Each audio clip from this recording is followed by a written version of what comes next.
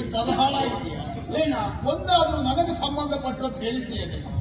ಮತ್ ನಿಮ್ ಸಂಬಂಧ ಯಾವ್ಯಾವ್ದು ಹೇಳಿದ ಒಡೆಯ ಪ್ರತಿ ದಿವಸ ನಾನು ನೋಡ್ತಾ ಇದ್ದೆ. ಹಾ, ನೀವು ಬರುವಾಗ ಈ ರಕ್ಕಸರ ಒಟ್ಟೊಳಗ ಕೊಡುವ ಕ್ರಮ ಉಂಟಲ್ಲ, ಆಗ ನಮ್ಮವರೆಲ್ಲ ಹೊಗಳ ಮಟ್ಟದಲ್ಲಿ ನಿಮ್ಮನ್ನು ಹೊಗಳು ನಾನ್ ದಿವಸ ಲೆಕ್ಕ ಹಾಕುದು.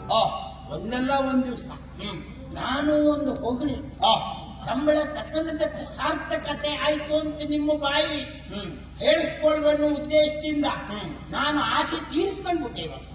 ಇಲ್ಲ, ಸಾರ್ಥಕತೆ ಆಯ್ತು ಅಂತಲ್ಲ, ಇಷ್ಟು ವರ್ಷ ಕೊಟ್ಟು ಸಂಬಳ ಕೂಡ ಹಿಂದೆ ಕೊಡುವಂತೆ ಬೇಕಿಲ್ಲ. ಅಧಿಕ ಪ್ರಸಂಗಿ ಏನೇನೆಲ್ಲ ಹೇಳಿದ್ರೆ ಸಂಬಳ ಕೊಡ್ತಾರಲ್ಲ.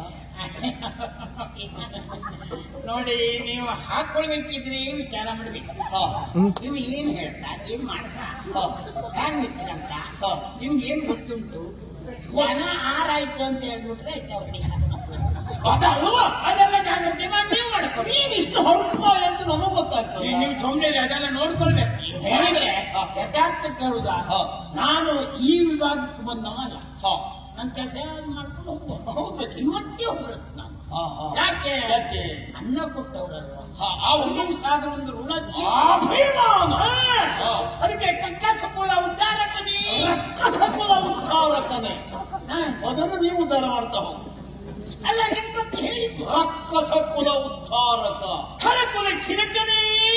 ನೀನು ಬಾಯಿ ಹಾಕ್ಬೇಕು ಮೊದಲು. ಖಳಕುಲ ತಿಲಕನೇ, ಹೆಬ್ಬಣ್ಣೆ ತನೆಯನೇ, ಮೂರ್ಖಾಸ್ತವನೇ, ಹಿಡಿಂಬಾತನೆಯನೇ, ವಾಯುಸುತ ಪುತ್ರನೇ, ವಾಯುಸುತ ಸುತನೇ, ಒಳ್ಳೆಯಪ್ಪನ ಕೆಟ್ಟ ಮಗನೇ. ನಿನ್ನಂತೆಲ್ಲ ನನಗ್ಯಾಕೆ ಹೇಳ್ತಾ ಇದ್ದೀಯ? ಹಿಂದೆ ಎಲ್ಲರಿಗೂ ಗೊತ್ತುಂಟು ಏನಂತ? ಅಪ್ಪಯ್ಯ ಯಾರು? ಹೌದು. ಏನು? ಹೌದು. ಆ ಅಪ್ಪನ ಮಗ ನೀವು. ಮತ್ತೆ ನೀನ್ ಹೇಳಿದ ನನಗೆ ಸಂಬಂಧ ಪಡುವುದು ಹೇಗೆ? ಒಳ್ಳೆ ಅಪ್ಪನ. ಒಳ್ಳೆ ಮಗನೇ. ಒಳ್ಳೆ ಮಗ ನಾಳಿದ್ದು. ನಿನ್ ಸುದ್ದಿ ಹೇಳಿದಲ್ಲ. ಅಲ್ಲ, ಯಾವಾಗ ಹೇಳುದು ಇವತ್ತು ಮುಂದಾಯ್ತು. ನಿಮ್ಗೆ ತಪ್ಪು ಹೊಡಿ. ನಾನು ನಿನಗೆ ಹೇಳಿ ನಮ್ಗೆ ಆಗ ನೆನಪಿಲ್ಲದೆ ಅದೇ ಕಾಯಿ ಇಚ್ಛೆ ಬಂದೋಳು. ಸರಿ. ಓ ಇತ್ಯಾದರಣೆ. ಪುಣ್ಯಾತ್ಮ.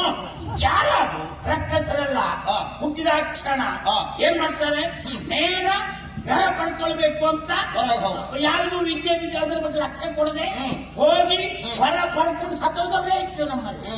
ಹೊರ ತಗೊಂಡವ್ರು ಯಾರು ಹೆಚ್ಚು ಕಾಲ ಉಳಿಲಿಲ್ಲ. ಆದ್ರೆ ಆ ಮಟ್ಟಿಗೆ ನೀವು ಹೊರದ ಬಗ್ಗೆ ತಲೆ ಕೆಲ್ಸ್ಕೊಳ್ಳಿ. ಸ್ವಯಂ ಸಾಮರ್ಥ್ಯ ಏನಿದ್ರು ವಿದ್ಯೆ ಬುದ್ಧಿ ಅದೆಲ್ಲ ಕಲ್ಸಿ ಹಾಗಾಗಿ